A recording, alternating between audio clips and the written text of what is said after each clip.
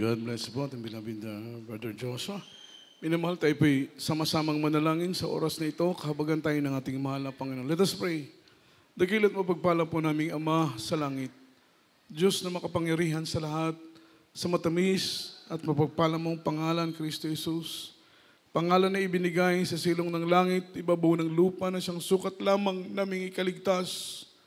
Your name is above in every other name, Lord. There is power, there is hope. There is healing, salvation, redemption in Thy name. We believe in Thee, we trust in Thee, there is Lord.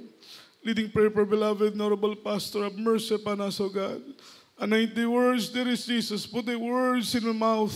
In the mighty name of Jesus, sama-sama naming sinasaway, aming ginagapos, lahat ng demonyong balakid, anumang demonyong hadlang sa aming pakinig, cast out right now, and bind the power of darkness in Jesus' name. Hallelujah, hallelujah. Praise the Lord, praise the Lord.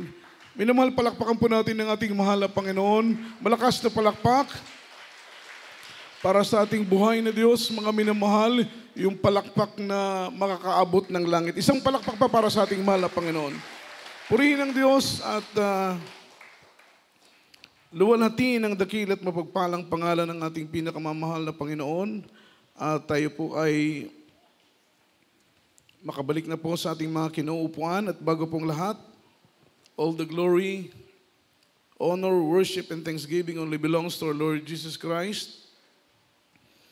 And I give double honor and respect and cherish to our parents in the Lord, dearly beloved Honorable Pastor, beloved Evangelist Wildy Estrada Almeda, the interim prophet of our loving God, the man of God, and also to our beloved Assistant Pastor Lina C. Almeda, love and mga minamahal, and respect also to our beloved children, whole blessed Almeda family, sa mga anak, apo at manugang ng ating kagalang-galang na pastor, mga minamahal, patuloy pong inatasan ng ating mahal na Panginoon na kasalukuyang mamahala sa buong iglesia ng ating pinakamamahal na Panginoon. Tunay na hindi po biro, mga minamahal, ang responsibilidad na nakaatang sa kanilang mga balikat. Mga minamahal, ramdam po natin yung bigat ng mga tungkuling ito. Kaya't gayon na lamang po, mga minamahal, na nararapat natin pong isama sila palagi sa ating mga panalangin. Every time na tayo po'y nagpipray, isama po natin sa prayer natin, mga minamahal na mga anak ng ating kagalang-galang na pastor, sila po'y pagpalain ng Diyos patnubayan, gabayan ng ating mahal na Panginoon kung paanong ginabayan at pinagpalalin ng isa ng ating buhay na Diyos ang ating mga magulang sa Panginoon. At sa lahat po ng ating mga webcast viewers around the globe, lahat po ng ating minamahal na mga kabayan sa ibayong dagat, sa buong Luzon, sa buong Visayas, sa buong Mindanao, sa lahat po ng ating mga Muslim brothers, mga minamahal, at sa lahat ng ating minamahal na mga kapatiran na narito, mga minamahal, pagpalain po tayong lahat ng ating mahal na Panginoon. Salamat sa ating dakilang Diyos na tayo po ay nakadalo sa gawain ng ating mahal na Panginoon kahapon. Medyo nangangamba kami, mga minamahal, dahil malakas nga ang ulan. Alam ko po na ang iba sa inyo, sa inyong mga area ay binaha na po, mga minamahal. Talagang malaking sagabal po yan. Kapag dumaranas tayo ng mga malalakas na mga pag-ulan at pagbaha, maaring hindi po kayong makadalo sa gawain ng ating mahal na Panginoon. Kaya't gayon na lamang po yung aming prayers na mahal na Panginoon, patilain po ninyo ang ulan para bukas malaya at mga minamahal, maliwalas ang aming pagsamba sa ating mahal na Panginoon. Tutong ang Diyos tumutugon sa ating mga panalangin. Mga minamahal, salamat sa Panginoon sa maaliwalas na panahon, magandang panahon na pinagkaloob sa atin ng ating mahal na Panginoong si Kristo. At luwalhatiin ang ating dakilang Diyos sa mga oras nito, minamahal. Tayo na po'y dadako sa pag-aaral ng salita ng ating mahal na Panginoong si Kristo na siyang pagkain ng ating mga kaluluwa. Ating pong ihanda ang ating ballpen, ating pong mga papel, at maging ating mga Biblia, lalatigit sa lahat, ihanda po natin ang ating mga sarili sa pagkinig ng salita ng ating mahal na Panginoong si Kristo. And let's talk about the topic, be faithful unto death.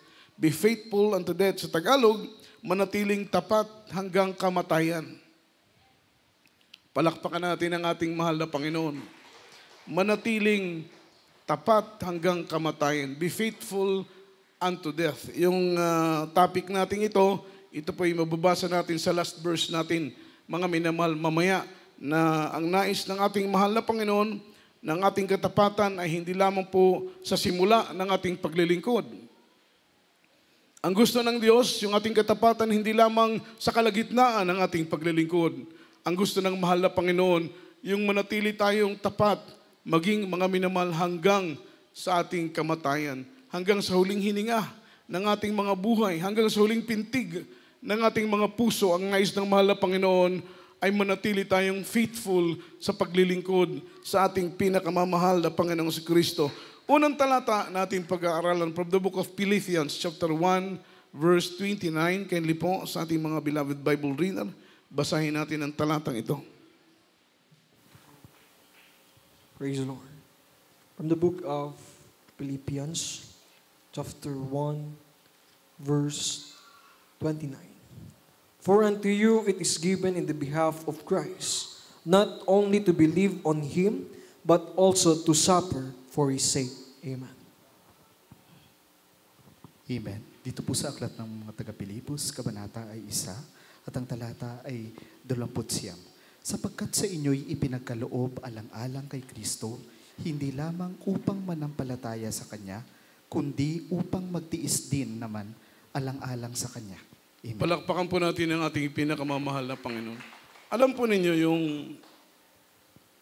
pagiging tapat sa paglilingkod hanggang sa kamatayan, ito po'y matawag nating malalim na dedication sa mahal na Panginoon.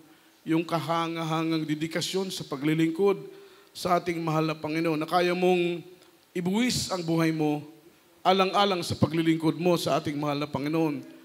Amen? Yung handa kang magtiis, handa kang magsakripisyo, handa kang mga minamahal maglingkod sa Panginoon kahit buhay ang kapalit.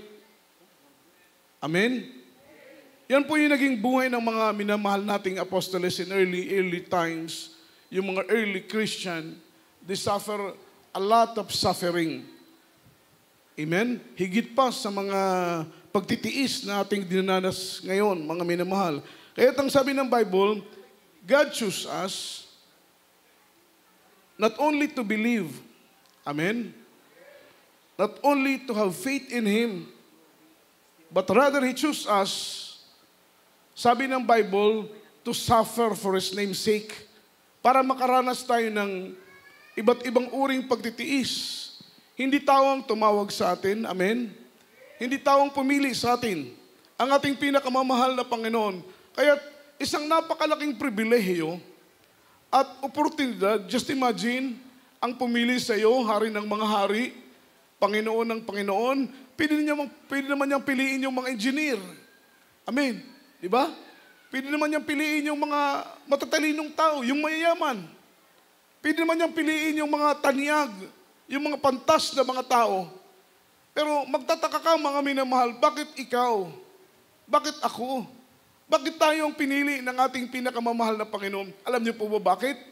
Dahil kahit wala pa tayo noon sa mahal na Panginoon, pero nakikita na ng Diyos ang puso mo na handa kang maglingkod sa Kanya, handa kang magbigay papuri sa Kanya. Palakpakan po natin ang ating mahal na Panginoon because our loving God is, mga minamahal, sabi ng Bible, siya po'y Diyos na walang tinatanging tao. Sino ka man, ano man ang kalagayan mo, kapag makita ng Panginoon ang puso mo na handang sumamba maglingkod sa Kanya, tatawagin at tatawagin ka ng ating mahal na Panginoon na sa itinakdang panahon, ikaw ay maglilingkod sa Kanya. Kahit wala sa pangarap mo, kahit wala sa bokabularyo mo, hindi mo yun ambisyon na maglingkod. Ang iba sa atin, wala tayong planong maging born again. Amen? Ayaw nga natin maging born again. Pinipersecute nga natin yung pagiging born again. Pero nagulat tayo isang araw. Amen? Isang araw, pumapalakpak na tayo sa Panginoon. Isang araw, umaawit na tayo sa Diyos. Yung mga bagay na ayaw natin noon, nagagawa na natin ngayon, mga minamahal. Bakit po?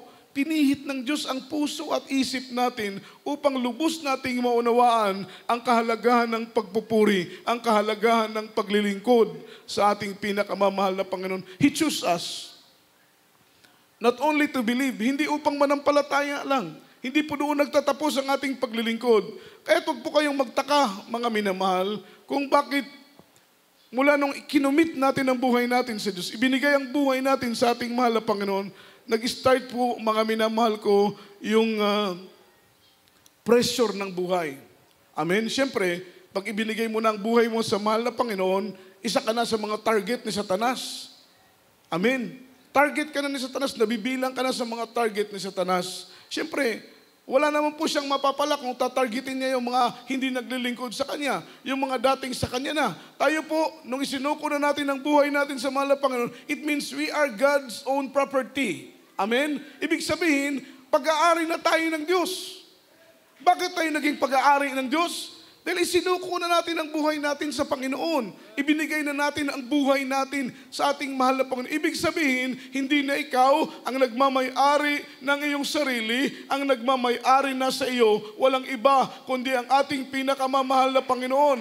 Amen? Sabi ng Bible, we are not in our own. We are bought with a price. Hindi na po tayong nagmamay-ari ng ating sarili. Tayo po'y binili ng Panginoon sa tamang halaga. Hindi sa magitan ng ginto, hindi sa magitan ng pera. Tayo po'y binili ng Panginoon, hindi sa magitan ng mga material na bagay, kundi tayo po'y binili, tinubos ng Diyos sa magitan ng kanyang pag-aalay ng kanyang sariling buhay doon sa krus ng Kalbaryo. Yeah, we are not in our own.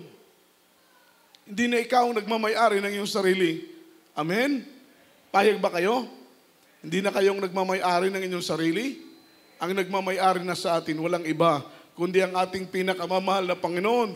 Kaya makita mo, iniingatan ka ng Diyos sa iyong pagtulog hanggang sa iyong paggising. Iniingatan ka ng Panginoon. Bakit? Dahil ang Diyos na ang nagmamay-ari sa iyo. May problema ka, sino naglulutas? May karamdaman ka, sino nagpapagaling? Nasa gitna ka ng panganib ka, pamakan sinong nag-iingat sa iyo? Ang ating mahal na Panginoon. Because we are God's property. I mean, siyempre, pag ikaw ang may-ari ng isang bagay, iingatan mo talaga. Dahil sa iyo yun eh. Kagaya ng ating mahal na Panginoon. Dahil ikaw at ako ay pag-aari ng Diyos. Kaya't iniingatan ka ng mahal na Panginoon, mga minamahal, sa lahat ng oras, sa lahat ng araw, hindi papahintulutan ng ating mahal na Panginoon na ikaw ay mapahamak. Malakas na palakpak para sa ating mahal na Panginoon. He chose us not only to believe, not only to have faith in Him, but also to suffer. Mararanasan natin yung iba't ibang uring pagtitiis sa buhay. Anong purpose ng ating mahal na Panginoon? Ang sabi rito, God's purpose, why He allowed trials and suffering happen in our lives, just to make our foundation strong. Anong layunin ng Panginoon? Bakit niya pinapahintulutan ng problema? Bakit niya pinapahintulutan ng kahirapan? Minsan, mga minamahal, sinasabi natin na, Lord, naglilingkod naman ako sa iyo, bakit ang dami kong problema? Lord, naglilingkod naman ako sa iyo, bakit ang dami kong trials, ang dami kong sufferings, ang dami kong hardship, mga difficulties na aking pinagdadaanan sa paglilingkod sa iyo. Mga minamahal, wag po natin na-expect na yung paglilingkod hayahay. Amen. Baka nag-expect kayo na pag maglingkod kayo, walang problema. No.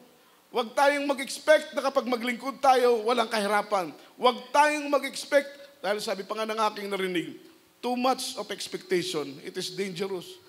Don't expect too much. Huwag tayong mag-expect na kapag isuko natin ang buhay natin, hayahay ang kinabuhi, madali ang buhay. Hindi po, mga minamahal. Dahil kapag isuko mo, ibigay mo. Kaya nga maraming Kristiyanong, mga minamahal, mali ang kaisipan.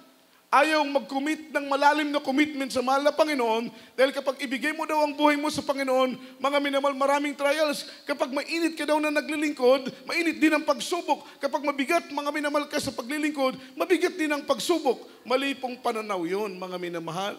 Mas mainam yung mainit tayo, maningas tayong naglilingkod sa ating pinakamamahal na Panginoon. Sapagkat sa magitan ng ating commitment sa Diyos, sa magitan ng ating pagbigay ng ating buhay, sa magitan ng pagsuko natin ng ating buhay sa kamay ng ating pinakamamahal na Panginoon, magiging dedicated tayo sa paglilingkod sa ating mahal na Panginoon. Amen? Ang purpose pala ng mga difficulties, yung purpose pala ng hardship sa buhay, yung purpose pala ng kahirapan sa paglilingkod, amen? To make our foundation strong. Importante yung pundasyon. Amen? Amen. Tanungin po natin yung mga architect, yung mga engineers. Tanungin po natin yung mga gumagawa ng mga buildings, ng mga bahay. Ano po yung importante sa kanila? Siyempre, natural yung pundasyon, mga minamahal, ng mga building na kanilang ginagawa. Pundasyon ng mga bahay na kanilang ginagawa. Once na weak yung pundasyon mo, kapag masira ang pundasyon, marupok ang pundasyon mo, at kapag ang pundasyon ang masira, buong bahay magkukulaps. Kahit maganda pa yung materialis mo sa taas. Amen? Kahit matitibay pang materialis na iyong ginamit, once ng pundasyon mo ay mahina, kapag bumigay ang pundasyon, buong bahay bibigay. Ibig sabihin, sa paglilingkod sa mahal na Panginoon, importante magkaroon tayo ng matibay, matatag. Amen? Matibay, matatag na pundasyon sa paglilingkod sa ating mahal na Panginoon. Sabi pa nga ng Bible, merong 2 parabol sa Biblia. Ang isa daw ay nagtayo ng kanyang bahay, mga minamahal, at ang kanyang pundasyon ay sa ibabaw ng mga buhanginan. Ang isa naman ay nagtayo ng kanyang bahay, ang kanyang pundasyon ay itinayo sa ibabaw ng bato. Yung nagtayo ng pundasyon sa ibabaw ng bato, dumating ang bagyo, ang ulan ng unos, hindi po siya nawasak. Bakit? Matibay ang pagkatayo ng kanyang pundasyon. Yung isang bahay na itinayo sa ibabaw ng buhanginan, pagdating ng bagyo, baha, ulan, unos, nabuwal, nawasak ang bahay. Bakit? Ang kanyang pundasyon ay itinayo niya sa ibabaw ng buhanginan. Amen? So ang ating pundasyon walang iba kundi ang ating pinakamamahal na Panginoong Jesucristo. Nasa Kanya ang ating lakas. Amen. Kaya the more na ilinalapit mo ang sarili mo sa mahal na Panginoon, the more nagiging mo yung strength, yung lakas na galing sa Panginoon. Nasa Kanya yung ating tibay. Not in a role. Amen. Hindi tayo matibay dahil sa ating sarili. Hindi tayo matibay dahil malakas tayo. Hindi tayo matibay dahil marunong tayo. Hindi tayo matibay dahil matalino tayo. No, matibay tayo mga minamahal dahil naandyan si Kristo na ating sinasandalan. Nakakapag-sustain tayo sa paglilingkod. Dahil nandyan ang ating mahal na Panginoon nating sinasandalan. Tumitibay tayo dahil sa salita ng Diyos. Tumitibay tayo dahil sa pangako ng mahal na Panginoon. Tumitibay tayo dahil sa presensya ng Diyos. Tumitibay tayo, mga minamahal, dahil pinapatibay tayo ng Diyos. Pinapatatag tayo ng ating mahal na Panginoon. Nakapag-sustain tayo ng paglilingkod sa Panginoon. Umabot tayo ng 10 taon, 15 taon, 20 years, 25 years, 30 years na naglilingkod sa mahal na Panginoon. Mga binamahal, sabi pa nga, yan po'y dakilang tagumpay na binigay sa atin ng mahal na Panginoon. Ngunit ang kapurihan ay palagi nating ibinabalik sa ating pinakamamahal na Panginoon. To make our foundation strong, si Jesus yung ating pundasyon. Amen? Kaya the more na ilinalapit mo yung sarili mo sa Diyos, the more na close ka kay Jesus. Amen? The more na ilinalapit mo ang sarili mo sa Panginoon dahil mga minamahal, confident ka sa paglilingkod mo sa Panginoon kapag close kayo ni Jesus. Wala kang pangamba, wala kang takot, wala kang pagkabalisa kapag malapit ka kay Jesus.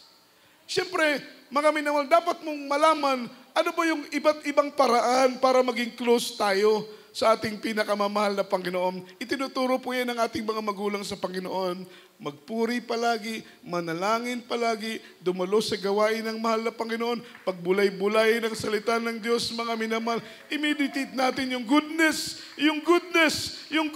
ng mahal na Panginoon. Kapag nanghihina ka, nanlulupaypay ka, nanlalamig ka, mga minamahal, pagbulay-bulayin mo kung gaano kabuti ang mahal na Panginoon sa isip mo, sa buhay mo, gaano siya kabait. Palakpakan po natin ang ating pinakamamahal na Panginoon. So ang pundasyon ay mahalaga. Para tayong gumagawa ng bahay, habang naglilingkod tayo sa mahal na Panginoon, para tayong gumagawa ng bahay. Amen? So kailangan matibay ang ating pundasyon. Ang sabi rito, mga minamahal, yung pundasyon natin ay yung pananampalataya natin kay Kristo. Kailangan natin mag-pray na, Lord, increase our faith. Increase our faith. Just like apostles did, mga minamahal. Yung prayer nila, hindi sila nag-pray na bigyan sila ng mansyon. Yung prayer nila, hindi sila nag-pray na bigyan sila ng appliances. Ang prayer nila, hindi mga minamal pinansyal na mga bagay. Minsan, mga minamal ang Kristiyano, nagiging materialistic tayo. Instead na ipag-pray natin yung mga spiritual na mga bagay na magiging establisado yung pananampalataya natin upang pagdating ng pagsubok mga problema, manatili pa rin tayong nakatayo sa paglilingkod sa ating pinakamamahal na Panginoon.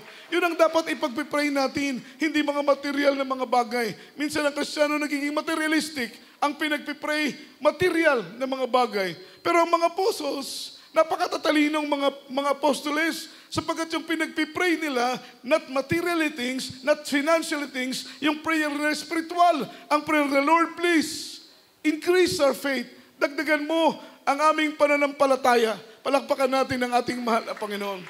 Dapat natin ipag-pray yun. Pag-uwi natin sa bahay, bago tayo matulog, pagkagising natin, huwag didiretso sa trabaho. Pag mayroon tayong time, mag-pray tayo, magkaroon tayo ng devotion. Ipag-pray natin na, Lord, please, Lord, increase our faith. Ano pong purpose, mga minamahal? Why do we need pray in the Lord that the Lord may increase our faith, just like apostles did? Nag-pray sila na dagdagan ng kanilang mga pananampalataya, mga minamahal, dahil darating ang araw, makinig po kayo, bakit kailangan natin manalangin na, Lord, dagdagan mo ang aming pananampalataya? Dahil darating ang araw, hihingin ka ni Satanas sa kamay ng ating mahal na Panginoon, mga minamahal, upang ligligin katulad ng trigo. Everybody shout, praise the Lord. Hihingin ka, hihingin ako. Just like Apostle Peter, sabi ng Bible, basahin natin yung following verse, Luke chapter 22, verse 31 and 32. Si Apostol Pedro hiningi ni Satanas. Basahin natin ang Biblia. Praise the Lord. From the book of Luke chapter 22, verse 31 up to 32. And the Lord said, Simon, Simon, behold, Satan hath desired to have you, that he may sift you as a wheat. But I have prayed for thee, that thy faith fail not. And when thou art covered, strengthen thy brethren. Amen. Amen. Dito po sa aklat ng Lucas, kabanata ay 22, at ang talata ay 31 hanggang 32. Simon, Simon, narito, hiningi ka ni Satanas upang ikaw ay maliglig niyang gaya ng trigo. Tatapot ikaw ay ipinamanhik ko na huwag magkulang ang iyong pananampalataya at kung makapagbalik ka ng muli, ay papagtibayin mo ang iyong mga kapatid. Amen. God bless you po sa pagbabasa ng salita ng Diyos. Palakpakan po natin ang ating pinakamamahal na Panginoon. Sino ang hiningi ni Satanas, mga minamahal? Si Pedro. Anong purpose? Bakit siya hiningi? Upang ligligin. Upang ligligin katulad ng pagliglig ng isang trigo. Ibig sabihin, upang ligligin ang kanyang pananampalataya. Darating para ang panahon, mga minamahal, each and every one of us, tayo po ay hihingin ni Satanas sa kamay ng mahal na Panginoon.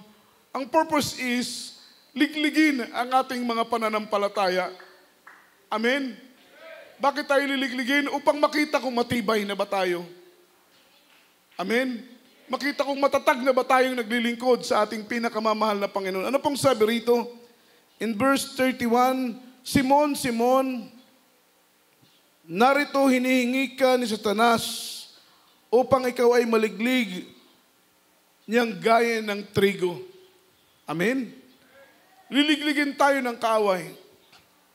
Just to test, to prove kung gaano kang konkreto, kung gaano katibay ang ating mga pananampalataya sa paglilingkod sa ating pinakamamahal na Panginoong Jesucristo. Amen? Kaya wino-work out natin yung faith natin. Hindi tayo nagsasayang ng panahon. Hindi tayo nagsasayang ng oras habang may panahon pa. Kailangan maging konkreto. Kailangan matibay.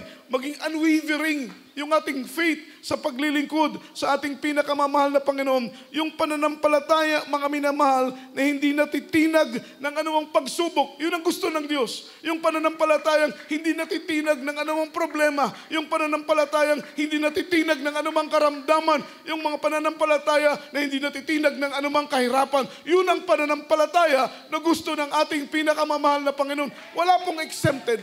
Yung word na pagliglig ng kaaway, katulad ng isang trigo, wala pong exempted dito. Kahit kami pong mga mangaral, dumadaan kami sa pagliglig ng aming mga pananampalataya. Lalong-lalo na po kaming mga mangaral. Hindi biro maging preacher. Amen? Hindi biro maging mangaral. Dahil before kami gamitin ng Panginoon, magpatibay ng inyong pananampalataya, una kaming patitibayin ng Diyos, mga minamahal. Amen?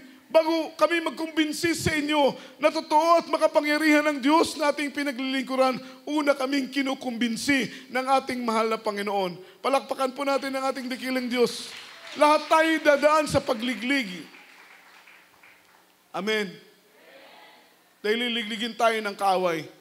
In verse 33 or 32 rather, ano pong sabi ng Biblia? Datapot, in English mga minamahal, but I have prayed for thee. Sabi ng Panginoon, ako'y namamanhik, ako'y nanalangin para sa iyo, Apostol Pedro, na ang iyong pananampalataya ay huwag magkulang. Amen? Amen? Sometimes, bilang Kristiyano, dapat meron tayong time na ini-evaluate natin yung level ng ating pananampalataya. Dapat sinusukat natin yan. Palakpakan po natin ang ating pinakamamahal na Panginoon.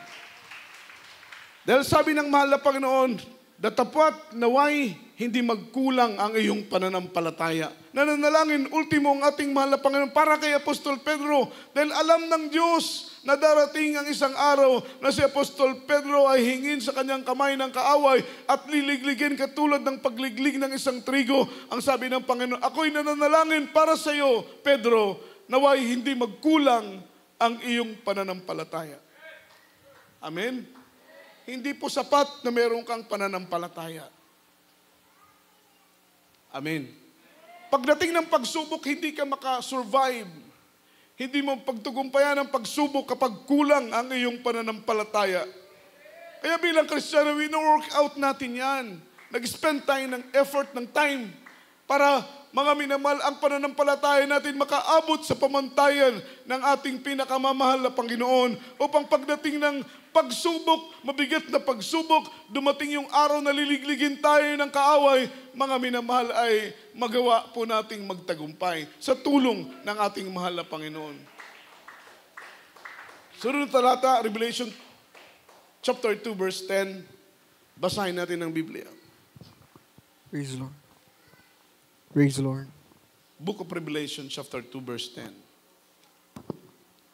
Praise the Lord. Dito po, from the book of Revelation chapter 2 verse 10. Fear none of those things which thou shalt suffer. Behold, the devil shall cast some of you into prison, that ye may be tried, and ye shall have tribulation 10 days. Be thou faithful unto death, and I will give thee crown of life. Amen. Amen. Praise the Lord. Dito po sa aklat ng Apokalipsis, kabanata ay 2 at ang talata ay 10.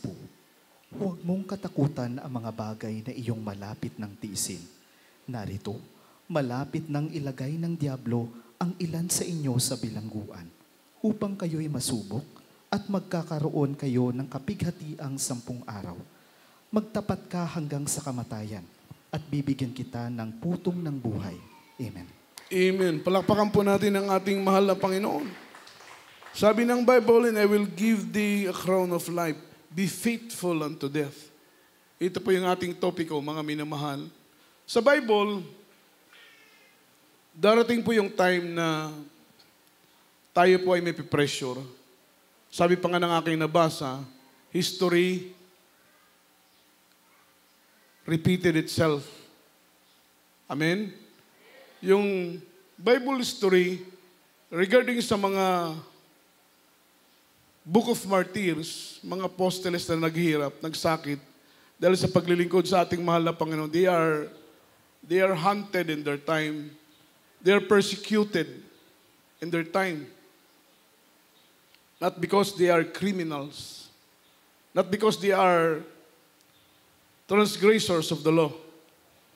They are hunted in their time. They are tortured.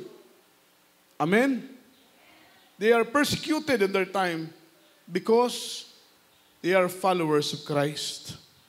They are followers of Christ. Kung isipin mo, hindi naman krimen ang pagsunod sa landas ni Kristo, but they are hunted dahil sumunod sila kay Kristo. History repeated itself. Kung paanong hinahunt down yung mga apostles, kung paanong dumaan sila sa matinding persecution, balat sa balat, dugo sa dugo, matinding hirap ang kanilang persecution. Kung paanong nagdumana sila ng matinding hirap dahil sa paglilingkod sa ating mahal na Panginoon, yan ay mararanasan din natin. Amen? Dahil yung tatak ng 666, yan ay impose ng government, whether you like it or not, yan po'y compulsory na. Sa panahon ngayon, maraming tumatanggap ng tatak ng 666. Yan po'y numero ng Diablo, numero ni Satanas. Tumatanggap ng numerong ito, mga minamahal, voluntarily. Sa panahon natin ngayon. Pero darating ang araw, ito po'y magiging compulsory. Sa pilitan, tayo po ay tatatakan. Amen? It is biblically written, mga minamahal. Hindi po natin pwedeng baliin ang sinabi ng Biblia. Darating ang araw, matanda, bata, mayaman, mga minamahal, bilanggo o alipin, sila'y piprasahin, pipilitin na malagyan ng tatak ang kanilang mga noo, maging ang kanilang kanang kamay ng numero ng Diablo, ang numero ni Satanas. Siyempre tayong mga Kristiyano, na-enlightened na tayo. Binuksan na ng Panginoon puso at isip natin na kapag tumanggap tayo ng tatak, amen? Tayo magiging pag-aari na ni Satanas. Ang kaluluwa natin ay magiging property na ni Satanas. Magiging kontrolado na ang buhay natin. Both body and soul, we are controlled by Satan. We worship the beast day and night. Sasamba na tayo, hindi na sa Diyos. Ang sasambahin na natin ay ang halimaw. Ang Diablo, ang demonyo ng ating sasambahin. Bakit po? Corrupted na. Corrupted na, naisip na, nalason na ang ating puso, ang ating isip, gawa ng pagtanggap natin ng tatak ng numero ng 666. Kaya't isipin mo, wala na tayong pagkakataon pang maligtas. Amen. Amen. Everybody shout, praise the Lord.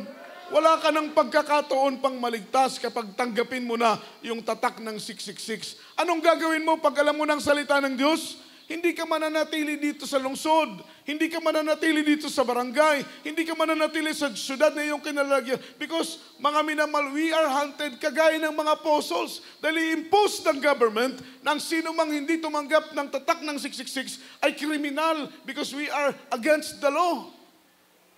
I-impose ng government yung tatak ng 666. So, ibig sabihin, kapag hindi mo tanggapin ang tatak na yon, kriminal ka. You are hunted katulad ng paghunting sa mga apostoles. Saan ka pupunta? Tatakbo ka sa mga bundok.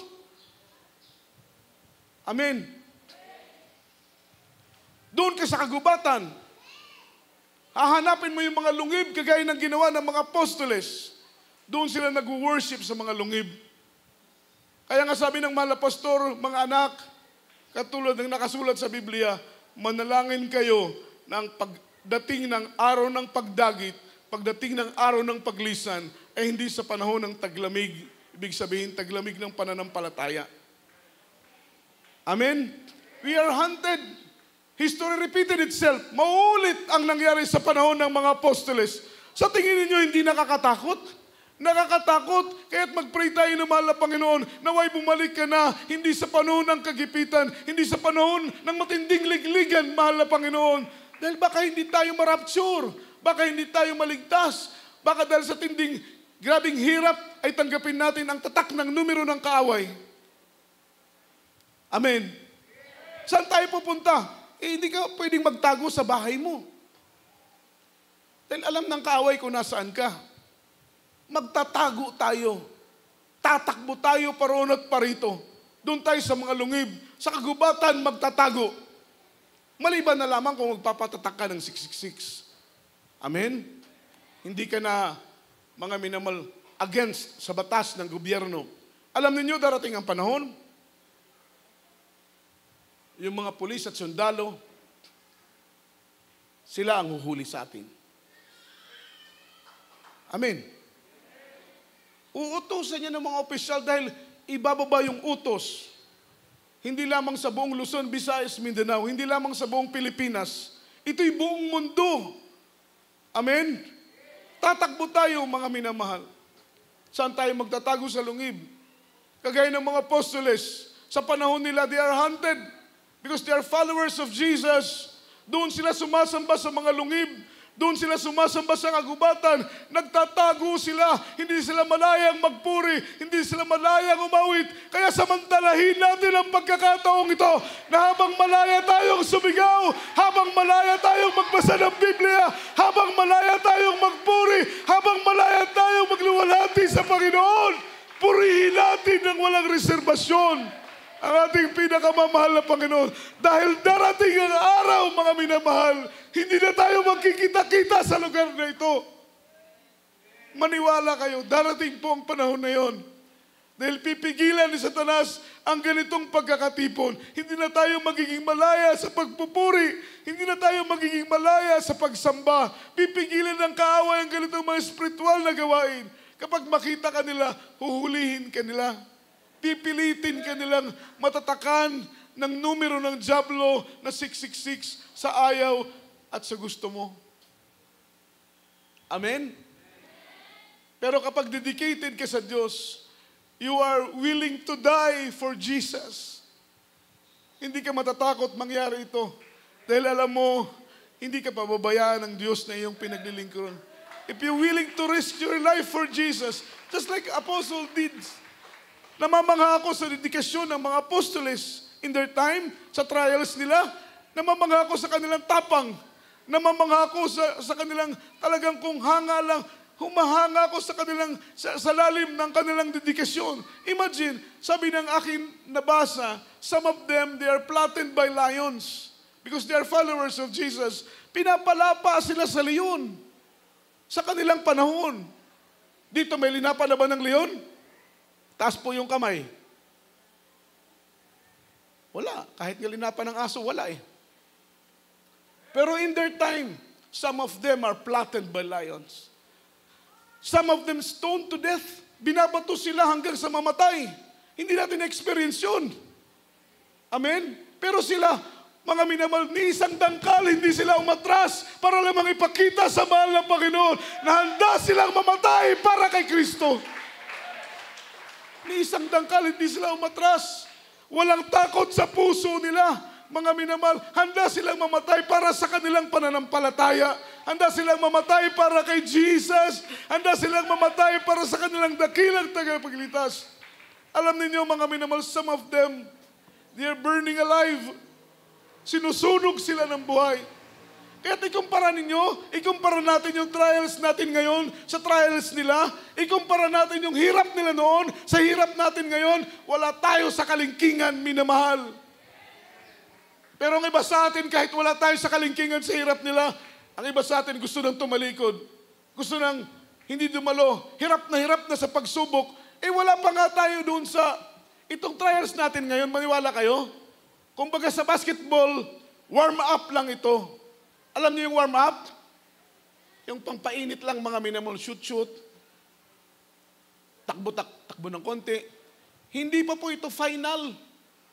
Patikim lang itong mga trials natin ngayon. Merong darating na mas mabigat na pagsubok sa mga mananampalataya na tayo liligligin, dadaan sa matinding pagliglig ang ating pananampalataya kung paanong liniliglig ang mga trigo. Ganun ang darating na panahon. Some of them flattened by lion, they're stoned to death. They are burning alive, mga minamahal. Amen? Si John the Beloved nga eh. Si John the Beloved, grabing torture sa kanya. Merong tinatawag niya, huge basin, malaking kawali, malaking kawa, pinakuluan ng kumukulang mantika. Doon hinulog si John the Beloved.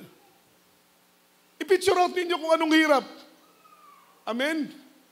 Pero sabi ng mga nanonood sa kanila, dahil sila ay nasa gitna ng arena, ginagawa silang panuuri ng mga Hudyo, ng mga taong walang pananampalataya, namamatay silang nakangiti. Namamatay silang tumatawa pa rin. Galak na galak pa rin ang kanilang mga puso. Na-confuse yung mga Hudyo. Bakit ang mga taong ito mamamatay na lang, kikitala na lang buhay, pero mga minamahal, masaya silang sasalubungin ang kamatayan. Dahil naunawaan ng mga apostoles ng pagpikit natin dito sa lupa para kay Kristo ay pagbukas ng pintuan doon sa langit. At doon sa langit mararanasan natin ang walang katapusang kagalakan sa piling ng mahal ng Panginoon. Wala nang lungkot sa langit. Hindi ka lang mapapagod. Wala nang problema sa langit. Hindi ka lang mapapagabag, mga minamahal. Pawang kagalakan at kapayapaan ang mararanasan mo sa piling ng ating pinakamamahal na Panginoong si Kristo. Amen. Pinakuluan siya sa tubig or sa may kumukulong mantika. Amen. Si James, dinala doon sa rooftop ng Jerusalem Temple, sa southeast pinnacle ng Jerusalem Temple. Hinulog siya doon, that is 100 feet. Nahulog siya, nagkalasog-lasog ang kanyang katawan. Ngunit hindi siya namatay, minamahal. Siya po'y hinuli-uli, pinaghampas ng isang panghampas na puno ng pako sa dulo. Bawat tama sa kanya, yung kanyang balat, laman natutuklap. Ganon katindi yung execution, that is doomsday, the day of execution sa mga apostoles. Amen? Pero alam niyo, kagaya ng sinabi ko, yung trials natin ngayon, wala sa kalingkingan ng mga trials ng mga apostoles. Pero sometimes, ang iba sa atin gusto nang tumalikod, gusto nang umayaw, gusto nang hindi dumalo, mga minamahal. Wala pa ngayong matinding trials na nangyari sa mga apostoles. Pero yan ay darating ang panahon, uusigin tayo, mga minamahal. Magpaparod pa rito, takbo tayo dito, takbo doon, mga minamahal, dahil huhulihin tayo pagtatakan ng 666. Iating handa ang ating mga pananampalataya. Sabi ng mahal na Panginoon, nawa hindi masumpungan ang iyong pananampalatayang kulang. Nawa hindi magkulang ang iyong pananampalataya. Kaya yung panahon na binibigay sa atin ng ating mahal na Panginoon, magpakatatag tayo dahil magugulat na lang tayo, mga minamahal. Kagaya nung pagdating ng pandemic, nagulat tayo biglang lockdown na. Amen? Ganun ang mangyayari, magugulat ka. Lockdown na ang buong bansa. Pipilitin ang lahat. Hahanapin ang lahat. We are all hunted. Tayo mga member ng Jesus Miracle Crusade, we are all hunted, mga minamahal. Hahantingin tayo para, mga minamahal, matatakan ng 666. Kaya't ngayon pa lang, ihanda na natin ang ating mga pananampalataya. Manalangin na tayo ng manalangin. Iyak na natin sa mahal na Panginoon, the Lord, increase our faith. Ipanalangin na natin yan, na Panginoon, papagtibayin mo ang amping pananampalataya upang kung hingiin kami ni Satanas sa iyong kamay at ligligin katulad ng pagliglig sa isang trigo, maging matibay kami at matatag sa paglilingkod sa iyo hanggang sa araw ng iyong pagdating. Awitan natin ang mahal na Panginoon.